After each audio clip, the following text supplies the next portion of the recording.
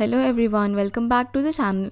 Guys, आज मैं आप लोगों के लिए एक न्यू चाइनीज़ ड्रामा एक्सप्लेन करने वाली हूँ जिसका नाम है love story in the 1970s।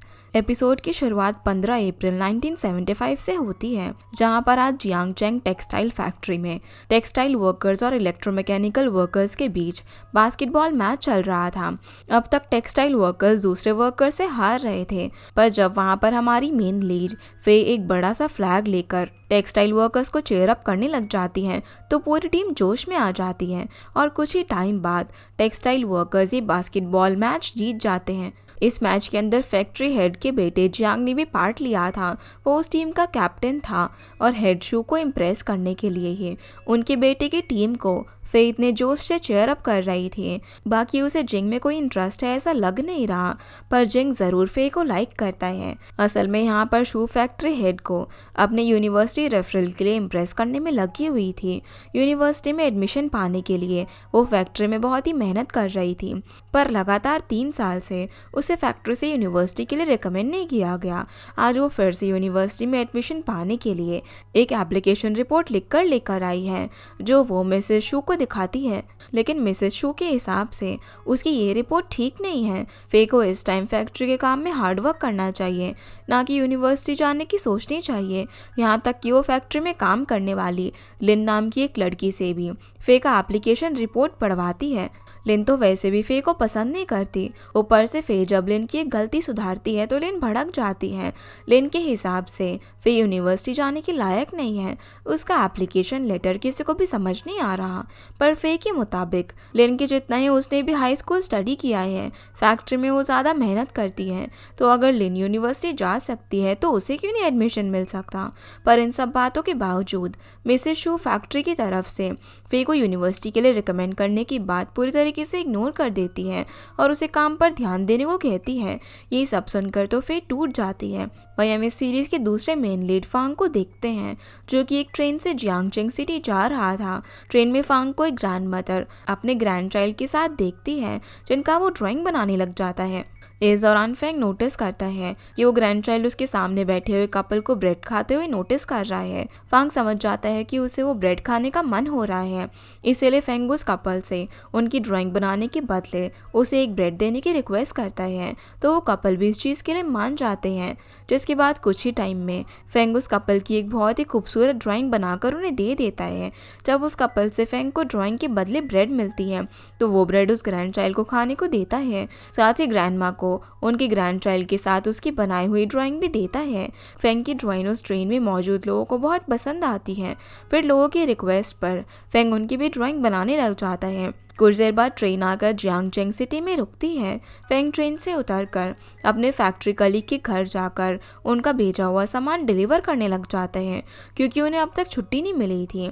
उसे छुट्टी मिली तो वो उनका सामान घर पर भेजने के लिए लेकर आ गया, पर फैंग को देखकर ऐसा लग रहा था जैसे कि अपने घर कुछ ले जाने के लिए उसका कोई अपना ही ना हो। दूसरी तरफ वे फैक्ट्री से घर आती हैं और अपने फादर को फैक्ट्री कैंटीन से लाया हुआ खाना देती हैं, लेकिन उसके फादर और मदर उसे देखकर समझ जाते हैं कि इस बार भी उसे यूनिवर्सिटी के लिए फैक्ट्री से रिकमेंड नहीं किया गया होगा, नहीं तो फे इतनी उदास नहीं होती। वो दोनों ये बात फे के सामने निकाल कर उसे और दुखी नहीं करना चाहते थे, पर उनका घर इतना छोटा था कि फे उनकी बातें सुन लेती है, लेकिन इस बारे में वो भी उनसे बात नहीं करती। इधर फैंग अपने ग्रैंड मदर के पुराने घर में जाता है। वहाँ पर उसे अपनी चाइल्डहुड की बातें याद आती हैं, जहाँ पर वो अपनी ग्रैंड मदर के साथ खुशी से इसी घर में रहा करता था। लेकिन कुछ सालों बाद जब वो हाई स्कूल में था तब उसकी ग्रैंड मदर की मौत हो गई। फिर ग्रैंड मदर के घर की सभी चीज़ें उसके पेरेंट्स ने सेल कर दी। वो घर तो रेंट का था ही, इसीलिए ओनर ने फैंग को उसे अपने पेरेंट्स के साथ जाकर रहने के लिए बोल दिया। आज प्रेजेंट टाइम में फैंग को उसी जगह पर अपना पुराना सेल्फ दिखाई देता है, जहाँ पर ग्रैंड मदर के जाने के बाद उनकी फ़ोटो के अलावा फैंग के पास कुछ भी नहीं था। वहीं रात को फे अपनी डायरी चेक करती है। वहाँ पर उसने अपना फ्यूचर प्लान लिखा हुआ था कि कब वो यूनिवर्सिटी ज्वाइन करेगी, कब जॉब करेगी और कब शादी करेगी। लेकिन 3-4 साल हो गए। उसने फैक्ट्री हेड से बहुत बार यूनिवर्सिटी में उसे रेफ़र करने की रिक्वेस्ट की, पर ना तो पहले वाले फैक्ट्री हेड ने उसे रिकमेंड किया और ना ही अब मिसेस शो उसे यूनिवर्सिटी के लिए रिकमेंड कर रही है। उसने फैक्ट्री का टेक्निकल अवार्ड तक जीता, फिर भी उसे फैक्ट्री वाले यूनिवर्सिटी के लिए रिकमेंड नहीं कर रहे हैं। दूसरी तरफ फेंग रात को एक गेस्ट हाउस में रुकने के लिए जाता है, पर वहाँ का प्राइस बहुत ज़्यादा था, इसीलिए फेंग एक बाथ हाउस में रुकने जाता है। वो वहाँ पर नहाता है, फिर रात को वहीं पर सोने का डिसाइड करता है। इसी बीच फेंग अपने मिडिल स्कूल के दिनों को याद करता है जब फे उसकी फ्रेंड हुआ करती थी। एक बार फे ने उसे एक बुक खरीदा था। उस टाइम जब फे को पता चला कि फेंग 3 दिन से भूखा है, तो फे ने उसे खाने के लिए एक्स्ट्रा पैसे भी दिए थे, क्योंकि अपनी ग्रैंडमदर के मरने के बाद फेंग के पास खाने पीने का ध्यान कोई रखने वाला नहीं था। लेकिन उस पॉइंट पर फे हमेशा उसके साथ थी। पर कुछ दिनों बाद फेंग दूसरे सिटी के फैक्ट्री में काम करने के लिए निकल गया। हालांकि जाने से पहले फेंग ने उसे प्रॉमिस किया था कि एक दिन वो फे से लिया हुआ सारा पैसा उसे वापस करेगा, जो पैसे फे ने उसकी हेल्प के लिए दिए थे। आज प्रेजेंट टाइम में फेंग ये बातें याद कर रहा था, तभी बाथ हाउस का सिक्योरिटी गार्ड आकर उसे वहां से कहीं और जाने के लिए कहता है, क्योंकि बाथ हाउस में रात को सोना अलाउड नहीं था। लेकिन फेंग के अच्छे बिहेवियर को देखकर सिक्योरिटी गार्ड फेंग को उनके रूम में रुकने का ऑफर देता है, पर फेंग उसके लिए उन्हें मना करके बाहर कहीं और रहने के लिए चला जाता है, क्योंकि सिक्योरिटी गार्ड का रूम बहुत ही छोटा था। फेंग उन्हें परेशान नहीं करना चाहता था। फेंग बाहर सड़क में सोने वाला था, लेकिन बहुत तेज बारिश और तूफान आने लग जाता है। तभी एक लेडी हेल्प के लिए चिल्लाने लग जाती है।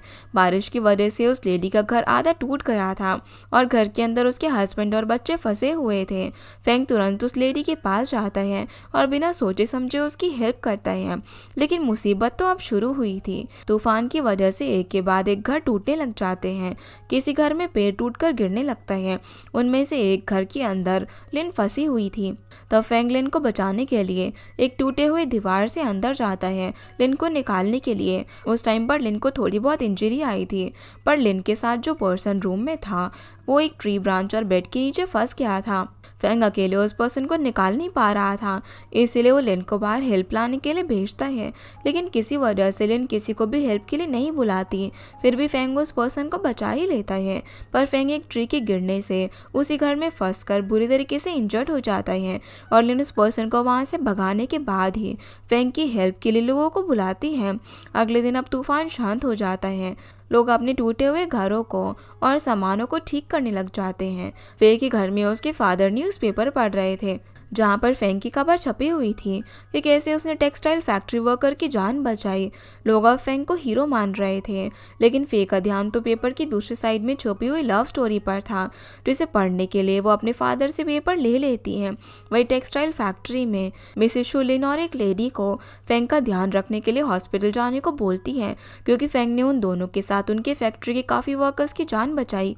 इसीलिए फेंग का ध्यान रखना भी उनकी फैक्ट्री की जिम्मेदारी है। पर लिन और वो लेडी खुद अपनी इंजरी की बात कहकर फेंग का ध्यान रखने को राजी नहीं थे। तभी फे मिसेस शू को इम्प्रेस करने के लिए ये जिम्मेदारी लेने को आगे आती है, ताकि इसी बहाने मिसेस शू उसे यूनिवर्सिटी के लिए रिकमेंड कर दे।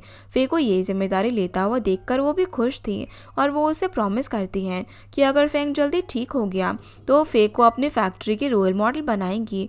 आखिर फे उस पर्सन की हेल्प करने के लिए जा रही है जिसने उनके फैक्ट्री वर्कर्स की जान बचाई। फे अब खुशी खुशी फेंग की खबर लेने के लिए हॉस्पिटल जाती है, जहाँ पर उसे फेंग का पूरा नाम सुनकर पता चलता है कि फेंग तो वही उसका मिडिल स्कूल का फ्रेंड है, जो कि उसका बहुत ही अच्छा दोस्त था। लेकिन उसकी वजह से फे के साथ हर बार कुछ ना कुछ बुरा होता था। अगर फे अपनी कोई चीज़ सेल करने के लिए किसी के साथ डील करती तो फेंग उसे बिगाड़ देता, या फिर क्लासरूम में उसे टीचर के सामने डांट पड़वाता, या फिर फे को चोट लगने पर उसे घर छोड़ने के बहाने उसकी यूनिफॉर्म ही गंदी करवा कर भेजता। देखा जाए तो फेंग उसके लिए दोस्त से ज़्यादा एक बैड लक था। लेकिन अब फेंग के ज़रिए ही उसे मिसेस शू से यूनिवर्सिटी के लिए रिकमेंडेशन मिल सकता था, इसीलिए वो फेंग की देखभाल करने का डिसाइड करती है। जिसके बाद फिर फैक्ट्री का काम ख़त्म करके अपनी बेस्ट फ्रेंड मे के साथ घर पर आती है, जहाँ पर मे उसे अपने घर से छुपा कर लाया हुआ मीट देती है, जो कि बहुत ही कॉस्टली था। वो ये मीट अपने भाई और भाभी से छुपा कर फे के लिए लाई थी। साथ ही वो कुछ फूड कूपन्स देकर उसके भाई को देने के लिए बोलती है। असल में फे का भाई घर से दूर किसी और फैक्ट्री में काम करता था और शायद मे उसके भाई से प्यार करती थी। हालांकि इस दौरान मे अपनी बात छोड़कर फे से फेंग के बारे में पूछने लग जाती है कि क्या सच में फेंग उसकी यूनिवर्सिटी जाने की चाबी है। इस पॉइंट पर फेंग कॉमा में है। अगर फे उसकी अच्छे से देखभाल करके उसे होश में लेकर आती है तब जाकर मिसेस शू उसे यूनिवर्सिटी के लिए रिकमेंड करेगी, क्योंकि उनके फैक्ट्री वर्कर की जान बचाने वाला फेंग अभी फैक्ट्री के लिए बहुत ही इंपॉर्टेंट पर्सन है। उसके बाद तो फे हर दिन हॉस्पिटल जाती है, फेंग का ख्याल रखती है, उसे नहलाती है, उसकी शेविंग करती है, यहाँ तक कि उसे मेडिसिन देना, उसे मसाज करना, वो सब कुछ करती है। इस सब के बीच में उसे थोड़ी बहुत गलतियां भी हो जाती हैं। जैसे एक बार फेंग के नेल्स कट करने के चक्कर में फेंग ने उसकी उंगली पर गलती से कट मार दिया था। हालांकि बाद में उसने उस पर बैंडेज लगा दिए। साथ ही वो फैक्ट्री जाकर काम भी करती थी।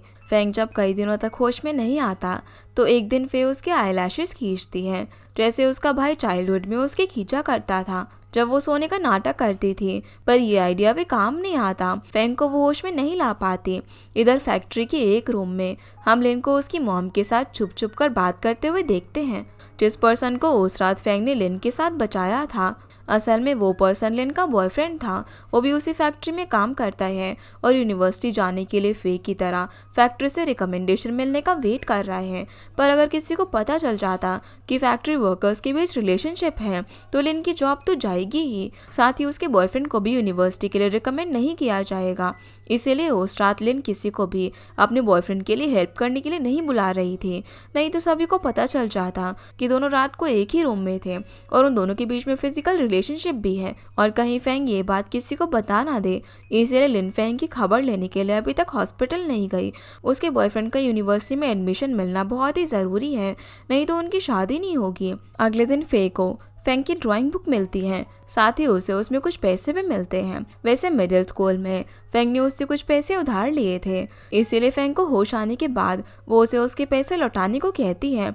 अब फेंग भले ही होश में ना हो, लेकिन डॉक्टर्स के एडवाइस पर फे उससे बात करती रहती है ताकि उसकी बातें फेंग के ब्रेन तक पहुंचे और वो जल्दी होश में आ जाए। कुछ देर बाद अब जब वो फेंग के कपड़े धो रही थी तब उसे नर्स से पता चलता है कि फेंग की गर्लफ्रेंड लिंगी आई थी। फे जाकर लिंगी से मिलती है। उसे लगा कि अब जब लिंगी आ चुकी है तो उसे वहां से जाना होगा। नर्स भी उसे सेम बात कहती है कि फेंग का ख्याल रखने के लिए उसका कोई अपना आ चुका है, तो अब फे को परेशानी उठाने की ज़रूरत नहीं है। लेकिन अगर देखा जाए तो फेंग के होश में आने से पहले अगर फे चली गई तो अब तक क्या उसकी मेहनत बेकार चली जाएगी। उसे तो लगा था कि वो फेंग को होश में लेकर आएगी, साथ ही उससे इम्प्रेस होकर मिसेस शू से यूनिवर्सिटी के लिए रिकमेंड करेगी। लेकिन अब तक तो फेंग होश में नहीं आया था, नहीं तो अगर अब उसे जाना पड़ गया तो उसका यूनिवर्सिटी जाने का प्लान भी बिगड़ जाएगा। लकीली फे का लक अच्छा था, लिन ये सिर्फ फेंग को देखने के लिए आई थी। वो इस पॉइंट पर उसका ख्याल नहीं रख पाएगी, उसे अपनी यूनिवर्सिटी वापस जाना है। इसीलिए वो फे को कुछ दिनों तक फेंग का और ख्याल रखने को बोलती है। इस बात से फे की हर टेंशन दूर हो जाती है। वो तुरंत ही लिंगी की बात मान जाती है, जिसके बाद फे फिर से पहले जैसे फेंग का ख्याल रखने लग जाती है। नर्स की एडवाइस मानकर वो आजकल फेंग को म्यूजिक भी सुनाती है। म्यूजिक प्ले करने के लिए फे अपनी मॉम से मांग कर अपने फादर का टेप रिकॉर्डर हॉस्पिटल में लेकर आती है। यहाँ तक कि एक दिन वो रूम का दरवाज़ा और विंडो लॉक करके उसे बुक को फेंग के लिए पढ़ने लग जाती है, जो बुक फेंग से उसने चाइल्डहुड में खरीदी थी। वो बुक थोड़ी सी एडल्ट रोमांटिक बुक थी और 1970s के टाइम पर ऐसे बुक को अच्छा नहीं माना जाता था। इसीलिए फे दरवाजे और खिड़की बंद करके उस बुक को पढ़ रही थी। लेकिन नर्स के बुलाने पर वो उस बुक को छुपा कर नर्स के लिए दरवाज़ा खोल देती है और नर्स के सामने ऐसा करती है जैसे कि वो डोर लॉक करके फेंग की बॉडी क्लीन कर रही हो। अगले दिन फिर फैक्ट्री में यूनिवर्सिटी के लिए फैक्ट्री से रिकमेंड हुए कुछ वर्कर्स का नाम बोर्ड पर डाला जाता है। फे खुशी से अपना नाम वहां पर ढूंढती है, लेकिन इस बार भी उसका नाम बोर्ड पर नहीं था। उसे तो लगा था कि फैक्ट्री की तरफ से फेंग का ध्यान रखने पर उसे कम से कम यूनिवर्सिटी के लिए रिकमेंड किया जाएगा। लेकिन इस बारे में पूछने पर फैक्ट्री हेड मिसेस शो उसे फेंग को होश में लेकर आने पर ध्यान देने के लिए बोलती है। इस बात से फे का दिल टूट जाता है। वो रात को फेंग के पास जाकर बैठी होती जाती हैं, उसके सामने अपनी दिल की बात बोलने लग जाती है कि आखिर इस टाइम पर वो फेंग के अलावा किसी और से खुलकर बात नहीं कर सकती। घर वाले उसकी यूनिवर्सिटी जाने का ऑब्सेशन नहीं समझते। उसके भाई के हिसाब से यूनिवर्सिटी पास करके जॉब करो या फिर यूनिवर्सिटी जाने से पहले जॉब करो, बात तो एक ही है। उनके हिसाब से यूनिवर्सिटी जाना बेकार है, लेकिन फे उन्हें कैसे समझाए कि उसे यूनिवर्सिटी जाकर अपनी हायर एजुकेशन पूरी करनी है, उसे एक राइटर की तरह लिखना है, पढ़ना है। उसकी वो सपने यूनिवर्सिटी जाकर ही पूरे हो सकते हैं। वो अपनी पूरी लाइफ फैक्ट्री वर्कर बनकर जियांगचेन में नहीं बिता सकती, उसे दुनिया घूमना है। उसके ये सपने फेंग के होश में आने से ही पूरे हो सकते हैं, इसीलिए वो दिल से उसे होश में आने की रिक्वेस्ट करती है। पता नहीं फे की इन बातों में ऐसी क्या ताकत थी। उसके दिल से निकली हुई बात सुनकर फेंग इतने महीनों बाद होश में आ जाता है और फे से उसका नाम पूछता है। फेंग को होश में देखकर फे बहुत ज़्यादा खुश होती है, पर जल्दी उसे डॉक्टर से पता चलता है कि फेंग तो अपनी पास की लाइफ में मेरी खो चुका है, उसे कुछ भी याद नहीं है। अगले दिन फेंग के होश में आने की खबर सुनकर फैक्ट्री हेड मिसेस शो लिन और माई आते हैं। इस दौरान लिन फेंग से पूछताछ करके ये जान लेती है कि उसे फेंग पहचानता ही नहीं है, और जब फेंग उसे नहीं पहचानता तो लिन अंदर से बहुत ज़्यादा खुश हो जाती है, क्योंकि अब फेंग के अलावा किसी को भी पता नहीं है कि उस रात लिन अपने बॉयफ्रेंड के साथ रूम में थी। वही फेंग बार बार फे का ही नाम ले रहा था, इसीलिए मिसेस शू फे से काफ़ी इम्प्रेस थी कि उसने फेंग का इतना ख्याल रखा कि फेंग सिर्फ उसे ही अपना मानता है। इसीलिए मिसेस शू फे को उसकी मेमोरी वापस लाने के लिए बोलती है। उसके बाद वो फे को फैक्ट्री का रोल मॉडल बनाएंगी और उसे यूनिवर्सिटी के लिए रिकमेंड भी करेगी। ये सुनकर फे के साथ साथ उसकी बेस्ट फ्रेंड माई भी काफ़ी ज़्यादा खुश हो जाती है। फे और फेंग को उसकी पास्ट की बातें याद दिलाने में लग जाती हैं। फेंग को उसकी ड्राइंग बुक भी दिखाती है और उस स्कूल की बातें बोलती है और वही चीज़ें दिखाती है जो कि चाइल्डहुड में फे ने फेंग से ली थी, पर फेंग को कुछ भी याद नहीं आता। तब फे उसे पूरे दिन एक के बाद एक कैरेट खिलाने लग जाती है ताकि उसकी मेमोरी स्ट्रांग हो। ऊपर से वो तूफान वाली रात का नाटक करके फेंग को पूरी सिचुएशन याद दिलवाने की कोशिश करती है। इस ड्रामा को करके फे पूरी तरीके से थक जाती है, फिर भी फेंग को कुछ भी याद नहीं आता। फेंग उसे प्रॉमिस करता है कि वो पास्ट की बातें याद करने की पूरी कोशिश करेगा और लगातार कैरेट खा खा कर अपनी मेमोरी भी स्ट्रॉन्ग करेगा। फेंग की ये बात सुनकर फे को थोड़ी खुशी मिलती है। अगले दिन अब माई फेंग की हालत देखने के लिए आती है। उसे तो फेंग से ज़्यादा फे की फिक्र हो रही थी कि कहीं फेंग का ख्याल रखने के चक्कर में फे पूरी लाइफ फंस कर ही ना रह जाए। पता नहीं उसकी मेमोरी वापस आएगी भी या नहीं। अगर फेंग की मेमोरी वापस नहीं आई तब तक क्या मिसेस शू उसे यूनिवर्सिटी के लिए रिकमेंड नहीं करेगी? फे ने क्या फैक्ट्री में और कोई अच्छा काम नहीं किया है? उसके पास पूरी उम्र नहीं है यूनिवर्सिटी जाने के लिए, लेकिन फे के पास और कोई ऑप्शन नहीं था। फेंग की मेमोरी वापस आने पर ही उसकी लाइफ बदल सकती है। दोनों ये बात कर रहे थे, तभी उसके पास फेंग आता है। फेंग की शूलेसेस खुली थी, इसीलिए फे उसे शूलेसेस बांधना सिखाती है। अगले दिन फेंग से मिलने उसकी गर्लफ्रेंड लिंगी आती है, पर फेंग उसे पहचानता तक नहीं। उल्टा वो तो फे को अपने पास देखकर खुश था। इस बात से लिंगी बहुत ज़्यादा जेलस हो जाती है। लिंगी के साथ साथ वहाँ पर फेंग की सिस्टर शिंग भी आई हुई थी, पर उसे भी फेंग नहीं पहचानता। फिर भी शिंग अब फे और लिंगी को घर जाने के लिए कहती है, क्योंकि अब फेंग का ख्याल रखने के लिए वो वहाँ पर आई है। और अगले दिन वो फेंग को रिहैब सेंटर भेजने वाली है, क्योंकि उसका ध्यान रखने के लिए शिंग के पास भी टाइम नहीं होगा और ना ही उसकी गर्लफ्रेंड पूरी लाइफ उसका ध्यान रख सकेगी। इस बात से फे का दिल टूट जाता है। इतना सब कुछ करने के बाद भी फेंग की मेमोरी वापस नहीं आई और अब वो उसका ख्याल भी नहीं रख सकेगी, मतलब कि उसे यूनिवर्सिटी के लिए रिकमेंड नहीं किया जाएगा। जिसके बाद हम देखते हैं कि फे अपने स्कूल जाती हैं और वहाँ पर अपने टीचर चेन से मिलती है। चेन की नी में पेन हो रहा था, इसीलिए फे ऑडिटोरियम की सफाई करने लग जाती हैं। इस दौरान वो टीचर चेन से यूनिवर्सिटी जाने के अपने सपने के बारे में पूछती है कि क्या उसका सपना वेस्ट है। अगर टीचर चेन ने उसे यूनिवर्सिटी जाने के लिए और लिटरेचर पढ़ने के लिए एनकरेज नहीं किया होता तो वो यूनिवर्सिटी में पढ़ने को लेकर इतनी मेहनत नहीं करती। टीचर चेन के मुताबिक अपने सपनों को हासिल करने से पहले कई बार लाइफ उन्हें गिराती है, उन्हें कई मुश्किलों को पार करना पड़ता है, पर इसका ये मतलब नहीं है कि फे अपने सपनों से हार मान जाए। उसे कोशिश करते रहने चाहिए। वैसे भी मिडिल स्कूल में फे उनकी सबसे ब्रिलियंट स्टूडेंट थी, तो उसे यूनिवर्सिटी जाते हुए देखना चेन का भी सपना है। चेन की ये बातें सुनकर फे में बहुत ज़्यादा हिम्मत आती है। अब रात को वो फेंग की डेली लाइफ की रूटीन बनाती है ताकि वो उन्हें रिहैब जाने के बाद फॉलो कर सके और उसकी मेमोरी जल्दी वापस आ जाए। साथ ही फे अपने भाई की भेजे हुए पैसे, अपनी फैमिली इनकम और उनकी सैलरी को डिवाइड करने लग जाती है कि कितने पैसे घर खर्चे के लिए, कितने पैसे उसे यूनिवर्सिटी फीस के लिए जमा करने हैं। इनमें से कुछ पैसे वो फेंग को अलग से देने के लिए रखना चाहती थी, पर वो कहीं का भी हिसाब मिलाकर कुछ पैसे फेंग के लिए खर्च करने का सोच नहीं पाती। सिर्फ किस तरीके से यूनिवर्सिटी फीस के लिए जमा किए हुए कुछ पैसे फेंग के लिए निकाल लेती है। अगले दिन फेंग से मिलने वो हॉस्पिटल जाती है, जहाँ वो देखती है कि फेंग विंडो से कूदने वाला है। वो ना तो नर्स के पास आ रहा है और ना ही अपनी सिस्टर के पास। वो सिर्फ फे का ही नाम बार बार ले रहा था। तब फे आकर सिचुएशन को संभालती है और फेंग को विंडो से उतार कर बेड पर बिठाती है। फेंग असल में अपनी सिस्टर के साथ रिहैबिलिटेशन सेंटर नहीं जाना चाहता था और ना तो फेंग अपनी सिस्टर को पहचान रहा था। अपने भाई का ये बिहेवियर देखकर शिंग रोते हुए बाहर चली जाती है। तब फे उससे बात करने के लिए जाती है और उसे फेंग के लिए बनाया हुआ डेली रूटीन देती है। ये रूटीन फे ने डॉक्टर से पूछकर बनाया था। उसे यकीन है कि इस रूटीन को फॉलो करके एक्सरसाइज करने से और खाना खाने से उसकी मेमोरी वापस आ जाएगी। शिंग को समझ नहीं आ रहा था कि आखिर फे उसके लिए इतना ही सब क्यों कर रही है। अब सच्चाई तो फे बोल नहीं सकती थी कि वो फैक्ट्री से यूनिवर्सिटी के लिए रिकमेंड होने के लिए फेंग की मेमोरी वापस लाने का और उसका ख्याल रखने का काम कर रही है। इसलिए उसे झूठ कह देती है कि फेंग उसका चाइल्डहुड फ्रेंड है, मिडिल स्कूल का क्लासमेट है। उसने इतने फैक्ट्री वर्कर की जान बचाई है, इसलिए वो उसका ख्याल रख रही है। साथ ही वो शिंग को भी बहुत ही एडमायर करती है कि वो अपने भाई की भी ऐसी हालत देखकर खुद को इतना स्ट्रॉन्ग रख रही है। फे की ये बातें सुनकर शिंग उसे हॉस्पिटल में ही फे के सहारे छोड़कर जाने का डिसाइड करती है।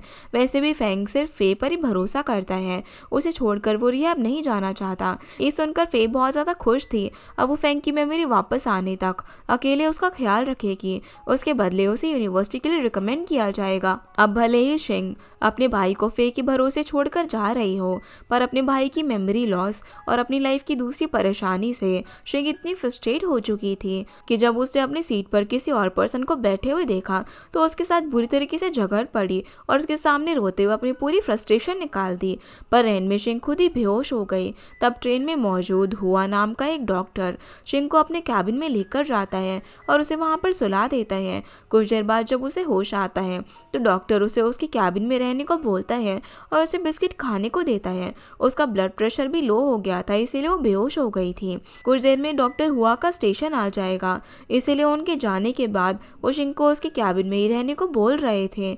यहाँ पर शिंग उसकी हेल्प करने के बदले हुआ को पैसे ऑफर करती है, जो कि वो लेने से मना कर देता है और शिंग से उसकी यूनिवर्सिटी की बात पूछता है। उसने उसके आईडी में देखा था कि वो मैथमेटिक्स की स्टूडेंट है। हालांकि ये बात सामने आने पर वो थोड़ी सी नर्वस फील करती है। वो आगे कैबिन से निकलते ही वो अपनी फैमिली फोटो को निकाल कर देखती है, जहाँ उसकी फोटो फटी हुई थी। तब हमें शिंग की पास्ट लाइफ दिखाई जाती है। उसने मैथमेटिक्स में आगे बढ़ने के लिए अपनी फैमिली फोटो तक अपने टीचर को दे दिया था। अपनी फैमिली से रिश्ता तक वो ख़त्म करने को तैयार थी ताकि उसका माइंड मैथमेटिक्स से डाइवर्ट ना हो। उस दौरान ही उसने अपनी फैमिली फ़ोटो से अपनी फ़ोटो को फाड़ा था। प्रेजेंट में इन बातों को सोचकर वो हुआ के पास जाती है और उसे उसकी हेल्प करने के बदले कुछ पैसे देती है। वो अपनी लाइफ में किसी का भी एहसान नहीं चाहती। दूसरी तरफ फेंग के लिए ड्राइंग का सारा सामान लेकर आती है ताकि ड्राइंग्स के बहाने उसकी मेमोरी वापस आ सके। वैसे भी शिंग से उसे पता चला कि फेंग ने अपनी लाइफ में ड्राइंग्स के अलावा और कुछ भी नहीं किया है। उसे ड्राइंग करना सबसे ज़्यादा पसंद है। यहाँ पर फे उसको उसकी सिस्टर के दिए हुए पैसे देती है, पर फेंग को कोई भी बात अच्छे से याद नहीं रहती, इसलिए फे उसके पैसे संभालने की जिम्मेदारी ले लेती है। फेंग ने तो उसको वो पैसे अपने लिए यूज़ करने को बोला था, पर फे उसके पैसे आखिर क्यों ही अपने लिए खर्च करेगी। फेंग तो इस टाइम उनके टाउन का हीरो है। फिर वो उसे उसके नेल्स काटना सिखाती है, पर जब फेंग फे के नेल्स काट रहा था तो वो उसे चोट पहुंचा देता है। तब फे को लगा कि फेंग की मेमोरी वापस आ गई है। फेंग जब बेहोश था तब उसने एक बार नेल्स काटने के चक्कर में उसे चोट पहुंचाई थी, लेकिन फेंग को तो कोई बात याद ही नहीं थी। उसे तो लाइफ की बेसिक चीज़ें भी याद नहीं है। तब फे उसे ब्रश करना चूल्हे से स्टाई करना और भी बाकी सारी बेसिक चीज़ें सिखाती है।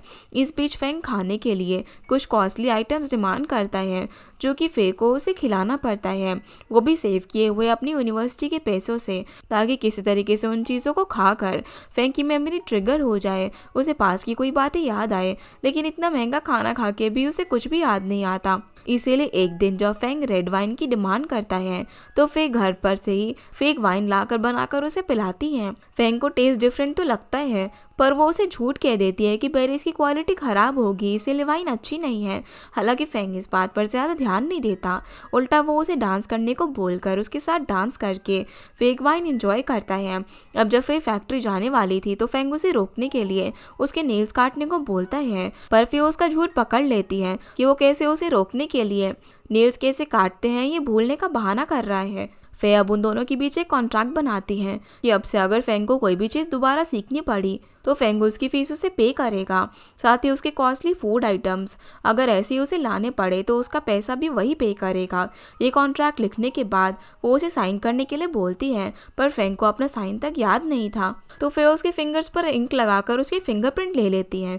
इस दौरान फेंग फे की तरफ प्यार से देख रहा था, जैसे कि उसे उससे प्यार हो चुका हो। हालांकि फे तो अभी भी पुराने से पुराने पैसे का हिसाब उस कॉन्ट्रैक्ट में जोड़ रही थी। यहाँ तक कि मिडिल स्कूल में फेंग ने जो उसे पैसे लिए थे वो भी उस कॉन्ट्रैक्ट में जोड़ देती है। 6 साल पहले मिडिल स्कूल में फेंग को जब भी पैसों की ज़रूरत पड़ती थी वो फे से उधार लेता था, फे को डबल पैसे लौटाने का प्रॉमिस करके।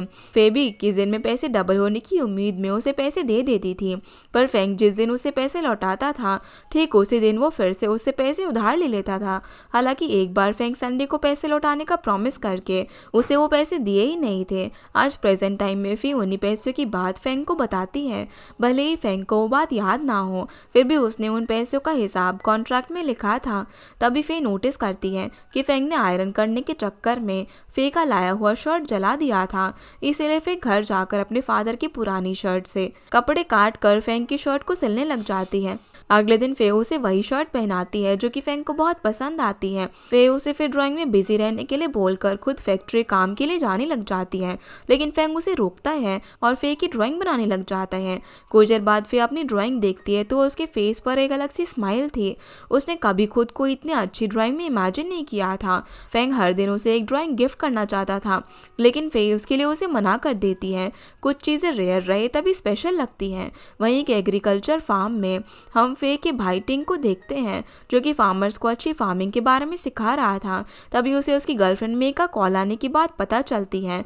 वो उससे बात करता है। मे उसे घर आने के लिए बोलती है कि आखिर वो कब तक घर से दूर फार्म में ही रहेगा, क्या उसे उनकी फ्यूचर की नहीं पड़ी है, क्या उसे उसके साथ शादी नहीं करनी। माइक की ये बातें सुनकर टिंग को गुस्सा आ जाता है। वो गुस्से में उसे किसी के साथ भी शादी करने के लिए बोलता है।